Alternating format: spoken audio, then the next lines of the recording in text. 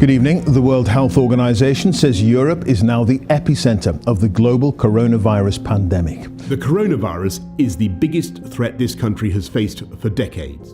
From this evening, I must give the British people a very simple instruction. You must stay at home. Around Britain, keeping people at arm's length is the new normal. Exercise once a day is allowed, and in this park in London, social distancing was strictly practiced. It's thought that 1.3 million people in the UK are living with long COVID, and hundreds of thousands of them experience breathlessness. So far, the focus has been on saving lives in the pandemic, but COVID is leaving a bitter legacy for many that may stay with them for months or even years.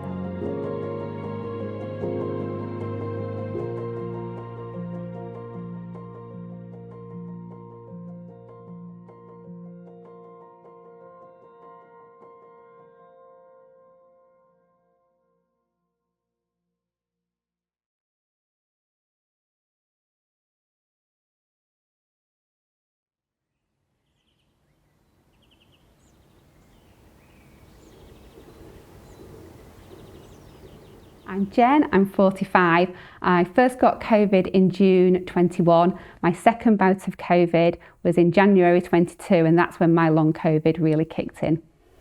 And your occupation? I'm a primary school teacher.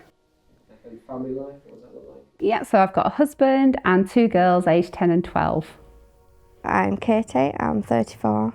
I live in Halifax at home with my husband and my two children. Prior to having COVID, the year before I walked the Three Peaks. I regularly went out on 10-mile walks on a weekend.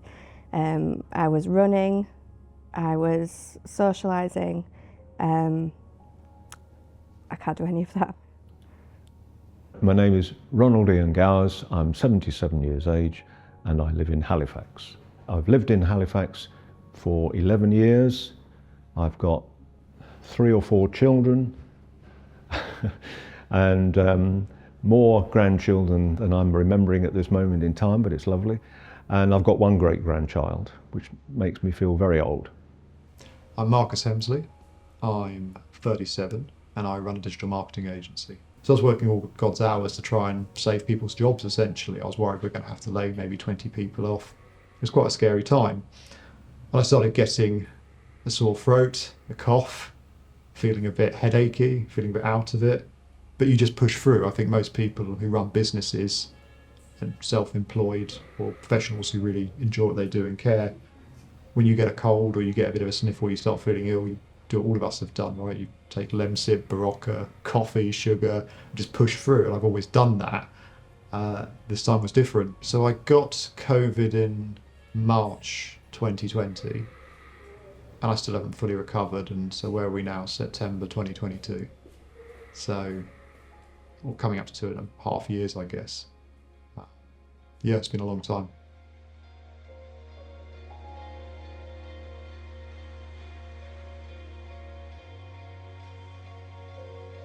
My name's James Mayring. I'm an infectious diseases doctor here in Sheffield and I'm an academic clinical lecturer at the university. And what's been your involvement in the long COVID research?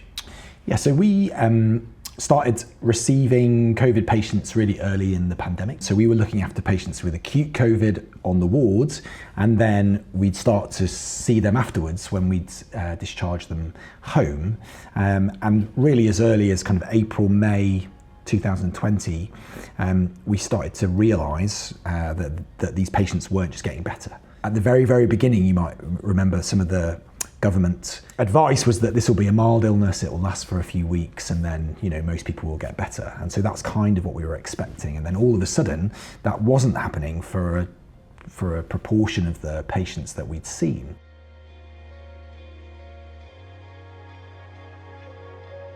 The symptoms of long COVID are so different when you look at patients who complain of persistent symptoms.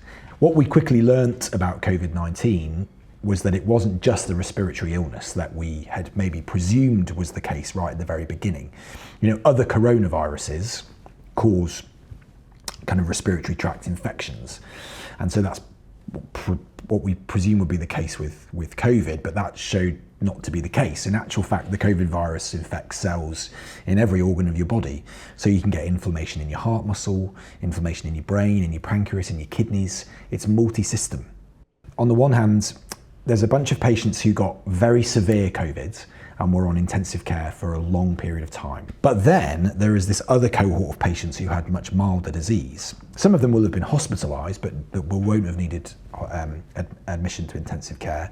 Others may have just been in the community, very, very mild infection, but they've got persistent symptoms. People complain of muscle pains and joint aches.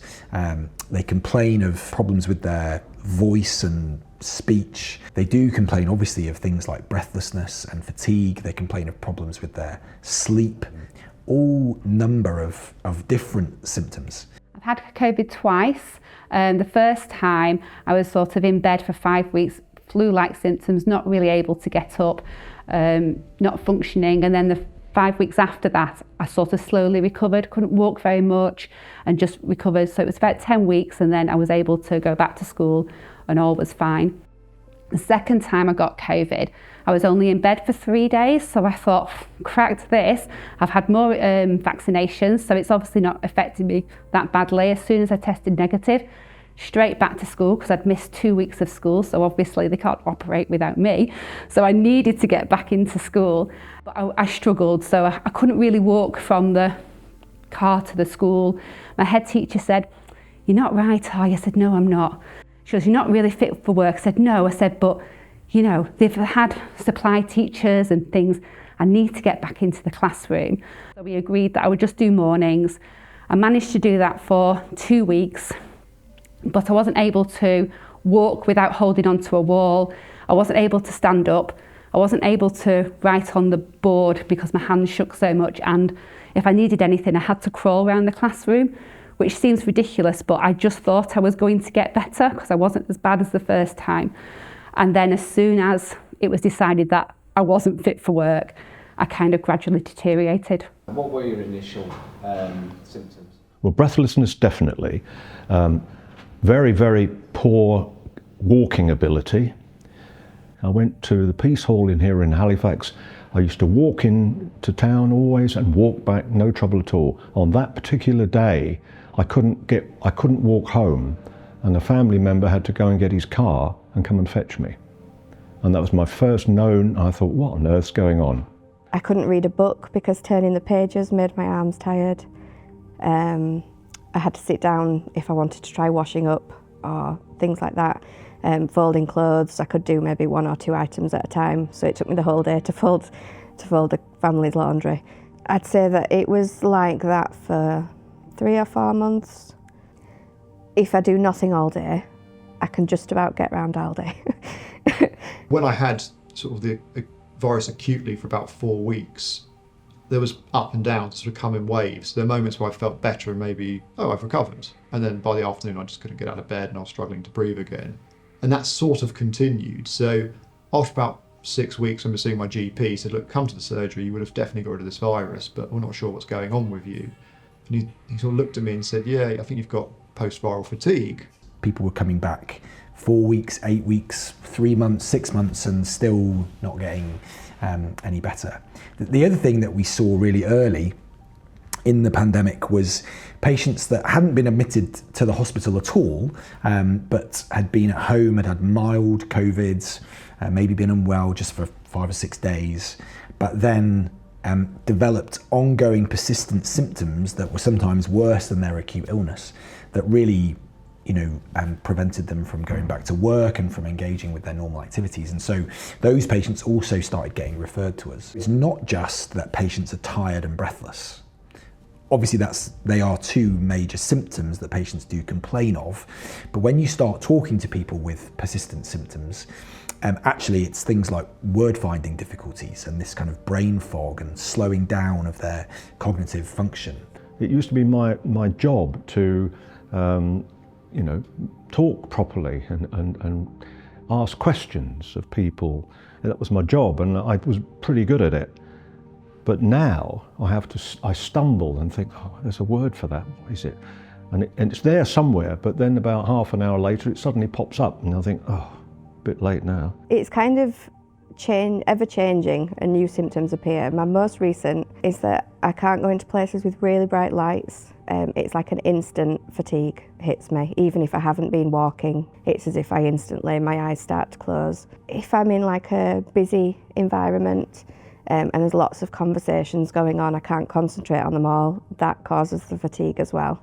So it's like an overstimulation as well as the physical fatigue. It's so common that you get people with word finding difficulties, and again these would be people who have got high functioning jobs and after having relatively mild COVID will try and go back to work at 6 weeks, 10 weeks. They'll be in a business meeting and they just forget the word, that they want to try and use, or that speed of thinking that they would previously have relied on just isn't there.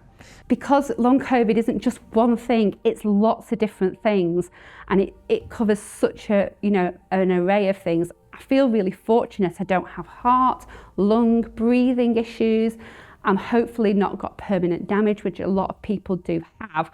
I think a lot of people who I've spoken to with the sort of fatigue thing question themselves, is it real? Is it in my mind? Can I push past it? Sometimes people ask, is it just in my head? So my answer to that always is absolutely not. You have physical, real symptoms. Fatigue is the classic one, right? So it is difficult to measure fatigue. There's no blood test I can do to show, this is what your fatigue levels are. But there are so many observational cohort studies now from around the world.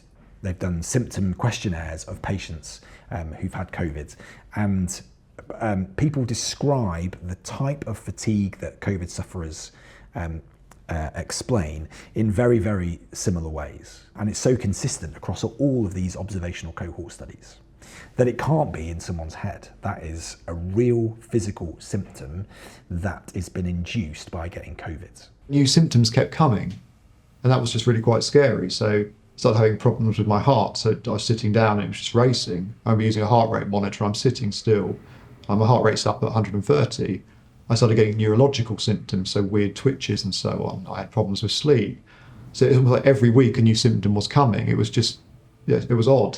So I guess I didn't really feel like there was any recovery, at least for the first 3 to 6 months. I had lots of sensory issues, that I couldn't stand noise, and schools are very noisy places, but even movement or sound anywhere would just throw me off and I couldn't stand it. So for example, when I was a little bit better and serving tea, my family couldn't be in the kitchen because if they moved whilst I was putting something out, my brain just couldn't cope with it. A lot of people that have long COVID have issues with their stomach. I think the best way to describe it for anyone who hasn't been through it is it's like being really hungover all the time. For me, fatigue was feeling so drunk and not present in the world. I would often hold on to furniture or my clothes to kind of be here. And every single movement, action, I would have to really focus on so it would be real for me. Now, when you look at large cohorts of these patients, sometimes you can start to group these together. So there is a group of patients that complain predominantly of neurological type symptoms and cognitive symptoms. There are others that complain predominantly of breathlessness, of sometimes people get a very raised heart rate for weeks to months afterwards. And so there does seem to be presumably something in their acute illness where the virus was maybe particularly active in different section of the body, which then correlates into persistent symptoms afterwards. Fundamentally, we talk about long COVID as one thing, and we really, I don't think, should see it like that. It's probably a collection of different illnesses and syndromes which we currently sort of put together as one. And hopefully in time, as we continue to understand it and research it, we'll be able to break that down a bit. My other half, Rebecca, who I co-founded the business with, and I have a son called Zach, who's 8 now. Back then he was 6, and he has autism, so he has additional needs as well. He's not severe. He's what they would maybe call, or they used to call, high functioning. He has language, but he still he has sensory issues and he needs extra support. So yeah, it was a challenging time for all 3 of us. I would try to have tea with my family, but the noise and the talk and everything around me was really hard, but also I'm a mum and I'm a wife and I've got to be present for them, but that was really hard. And as soon as I'd finished my meal, I would have to go in the other room by myself. Even lifting a cup up and using my knife and fork was so draining. So eating a meal took me ages and I was exhausted afterwards, but I knew I had to eat because you have to eat to be well, you have to drink to be well, but those tasks were just really, really hard for me. So my husband had to do everything. Normally we're a team, so he, luckily he does do cooking and shopping and things like that, but he had to do everything. And I spent so much time by myself. I think that was one of the things. It was really lonely and isolating, and I'm a people person. I love talking to people, I love being around people, but I didn't want to be, I couldn't handle it. I think it's affected us massively. I've ended up using a wheelchair for most of the time when we leave the house, when we go out. And my husband's had to take over a lot of the family roles, taking my children to their clubs.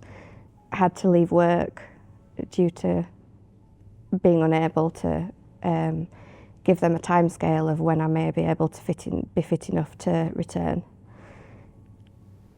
I don't remember the last time we went out. Oh no.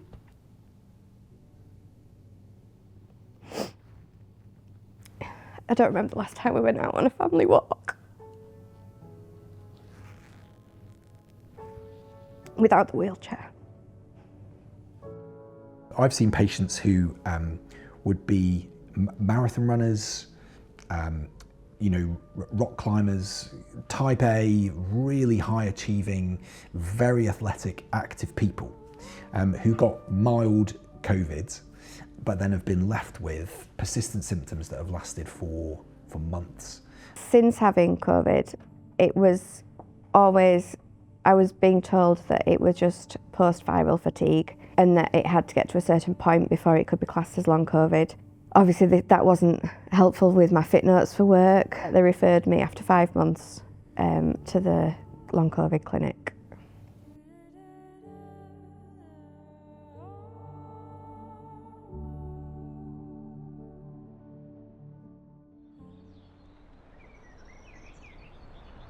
My name's Heather Moffat and I am the lead for the Calderdale Community Long COVID Clinic. We are currently in Old Crosslanes Rugby Club and this is the venue that we use to run our long COVID rehab class. Well, I get the chance to speak to the patients before anyone else has done that. So they'll have come through the GP practice and I'll be there at the beginning to speak to those patients. And then from then on, I'm involved in setting up the multidisciplinary team meeting where all the specialists come together. And then I hand those patients over to my colleagues who are the physios, occupational therapists, the psychologists, to manage their onward treatment. And then we bring them back to the clinic and follow the patients up to see what is happening, checking investigation results, checking if they need any further referrals on to specialist services. With COVID, everything was new and novel at the beginning, and we really weren't sure what to expect. We do know that having an infectious disease can have a kind of a long tail, what's sometimes referred to as a long tail, and patients can get persistent symptoms. So if you get admitted with pneumonia or meningitis or another similar condition, there are a proportion of those patients that won't get better as quickly. And so we had to use, some of that understanding. We also see patients in our clinics with what would be called chronic fatigue syndrome and other types of conditions like that, that some of the long COVID patients complain of a sort of similar sort of syndrome to that. And so we had a little bit of experience of that, but really in terms of planning for the numbers, that's what was novel about of COVID-19, obviously, there was huge numbers of these patients all at once, both coming in with acute infection, but then also complaining of the persistent symptoms. That's what was new and what was very challenging in terms of delivering a service. When you speak to a number of patients, you do see patterns. And also what comes across is the number of people that don't believe that long COVID exists. And when you've been in my position and you've spoken to lots and lots of people and heard similar things over and over again, you realise quite quickly that this is real, and it is very, very debilitating.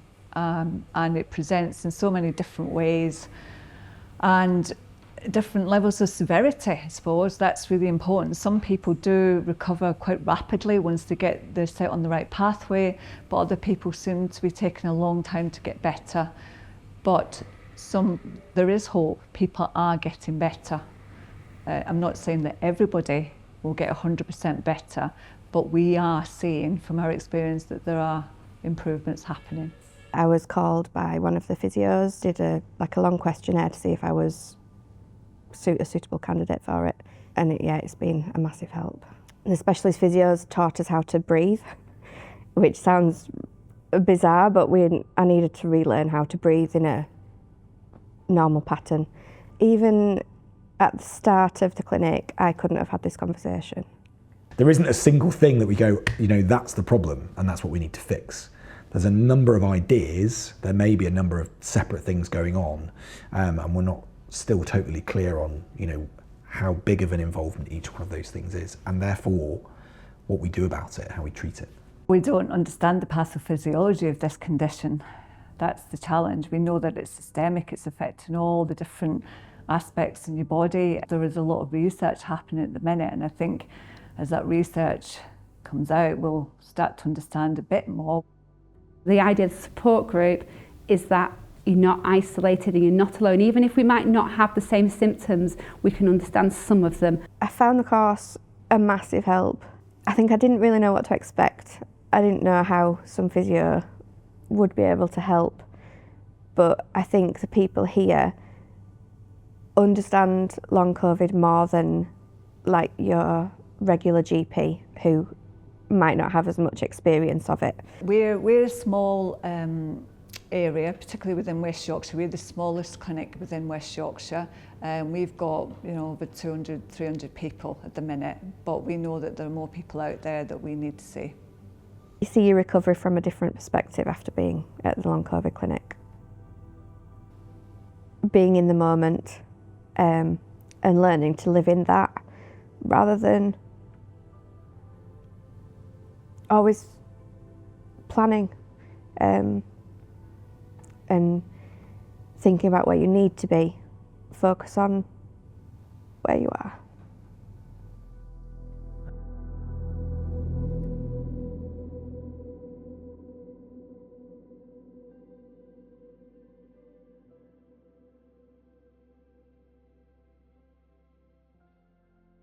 My name is Tracy Carpenter. I'm 47 years old. I have a family of teenagers, the Joys. I run a business called Mint HR. So we help small, medium businesses with all of the challenges that come with employing people.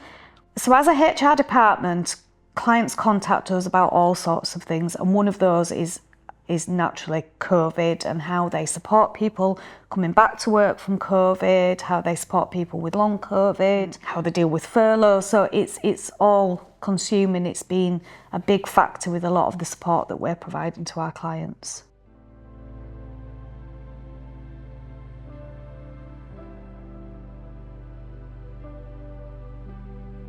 When an individual is off work, an employer needs to be asking how the illness is impacting them, and they have got a right to be asking the question, how long do you anticipate this to be? Now that is a bit like saying how long is a piece of string, because you can't hold somebody to that because things can change. But that question needs to be on the cards, and we need to be getting a bit of a ballpark figure about that, because employers need to then think, can I get somebody in temporary to fill that gap? So if you're talking about 3 days, then generally, actually I can manage with that. If you're talking about a couple of months, then you might need to do a solution to fill that gap. And you need to be checking in about that timescale as well to see if it's still looking feasible that they can return after that amount of time. My return to work, I've been so lucky and so supported in the workplace. Initially, it didn't feel like that because as soon as I was off work, I would have weekly phone calls, monthly meetings and letters from HR saying this is part of the dismissal process. For me, that was devastating because in 20 odd years that I've worked at the same school, I've had 2 days off sick. So to have any time off sick was awful, and to be even thought that I would lose my job was devastating. And sorry. So having a letter like that was really hard to take because my school know me and know that I must be ill to be off work. And like I've said, I did try to go back to work and I crawled around my classroom and I cried to my head teacher saying, please let me stay. And she said, no, you've got to go home. So I think employers are worried about contacting people. Would that be classed as harassment and bullying and being in that person's face? But I think the extreme of that is employees just don't make contact, which I think is far worse. I think if you need to have that contact with the employee about what does contact look like for them. So if they've got a sick note for 2 weeks, you don't need to be talking to them every day, but agree in a week, why don't we just have a catch up? If the employee says, no, that's going to cause me too much stress, please just leave me alone, then we've got to go with their wishes.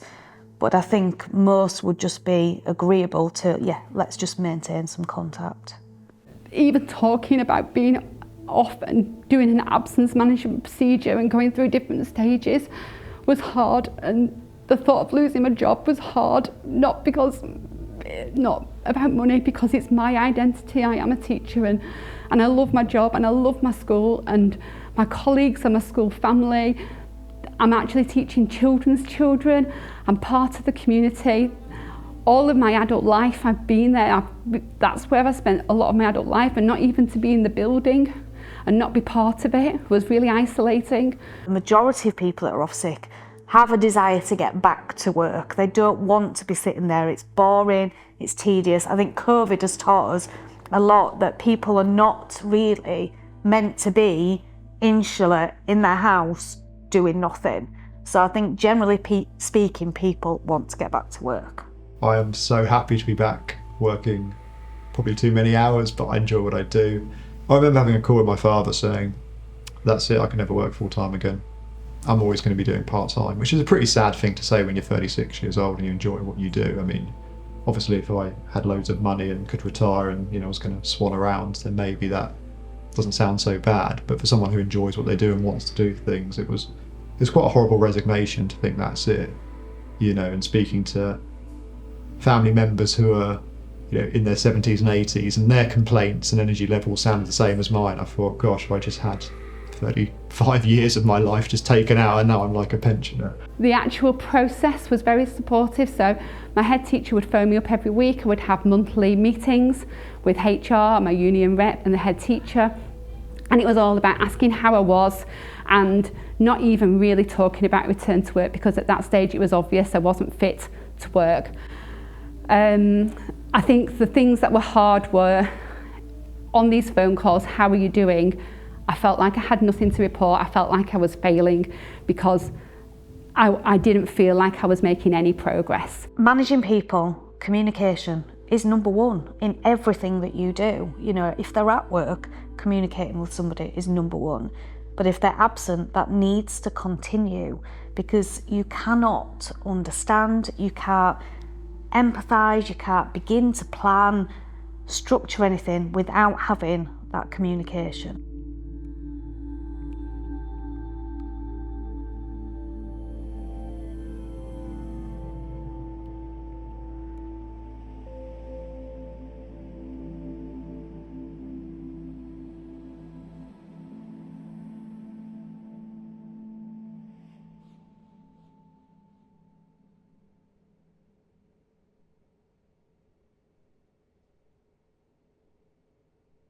Employers have responsibilities to make reasonable adjustments for anybody that is, trying to stay in work, is absent from work.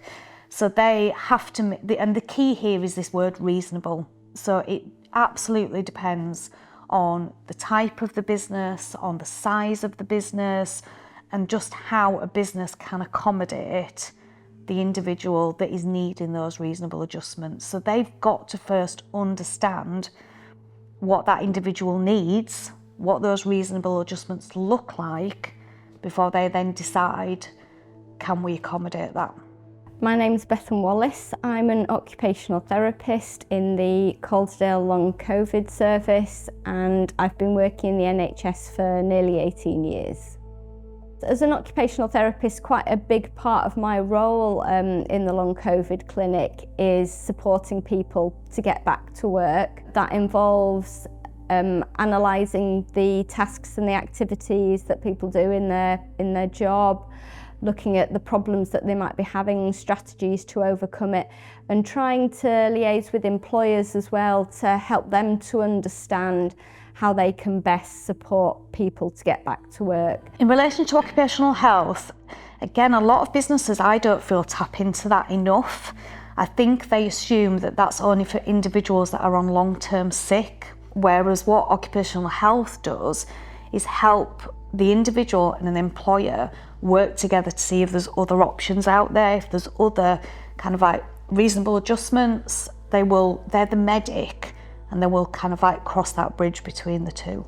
One thing that's key is a very, very gradual phased return, and what we're finding is it needs to be a lot slower than a lot of employers have used recently, and also it needs to be very flexible because long COVID does tend to be relapsing remitting, so it's important that employees have the opportunity to reduce their hours as necessary, or take measures like have frequent breaks, work from home in order to save the fatigue. A lot of people may go back on doing simpler roles initially and work up to what they were doing before. The workplace adjustments can be anything from, we've talked about the phased return to work, to altering the duties, reducing manual elements of the duties. It might just even be in kind of like introducing extra breaks into somebody's working day. I've come across ones where individuals are struggling to get into work for kind of like the normal set time, so 9 a.m. You know, if they're struggling with fighting with crowds and traffic, then we can look at shortening their working day, or that they start a bit later. It can be absolutely anything. It can be amending the lighting. It can be giving them access to drinks at their desks so they're not having to, you know, move about. It can be almost anything. It's frustrating to the employer not to be able to take on somebody who is medically fit for the job. However, then going into the compassion state of the poor person who's suffering with long COVID symptoms, whatever they may be compassionate, this is what I would say to the employer. Understand that this could happen to you, and how would you feel if this was happening? How would you want your boss to care for you? I think that's it. To be understanding, this thing will pass with the aid of the medical profession who are doing a bloody good job. I have initially just gone back as a teaching assistant, and I'm going to be then supporting classes and just teaching half a class, and that's for the full year, and that will be revised at the end of the academic year. So my job as it was, I wouldn't be able to do now, but maybe next September I might be able to, and they're giving me the best chance possible to be a teacher.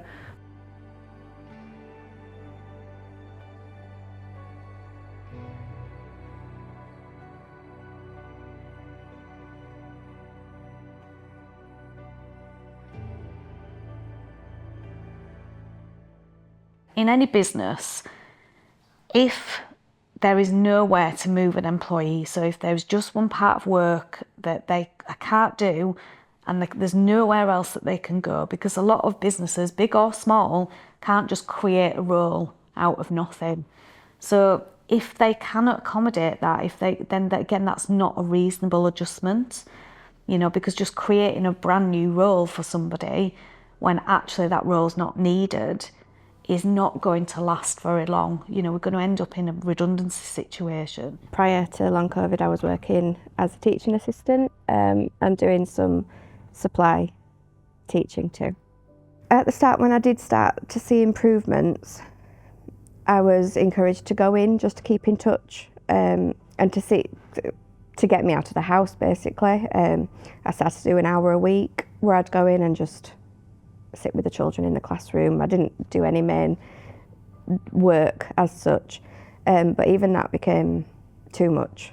After visits to Occupational Health, it became clear that I couldn't really give them a timescale of when I would be able to return. They tried to accommodate, they tried to put me into a different class, which was less active because I was working with the younger children. So they moved me further up school, thinking maybe sat at tables would be helpful, but I think even getting to school would be a task in itself. Getting into the classroom, never mind working with a group of children and not losing my focus of what I'm trying to help them with. I wouldn't be able to do the actual role. So it was decided, it was a mutual agreement that I would leave the contract so that the school could fulfil the role, basically. So I'm a big advocate in having policies. So what is written down then can't be really debated, and it sets the scene and it sets clarity. Whilst it's good to have some level of understanding, for me, an absence policy, a long-term absence policy and carrying out return to works is crucial. And I think you don't need to necessarily talk specifically about long COVID, because anybody being absent for any reason is something that's worthy of consideration and discussion and debate. So I don't think you necessarily need a specific policy on it, but just make sure that your absence policy kind of like covers all angles.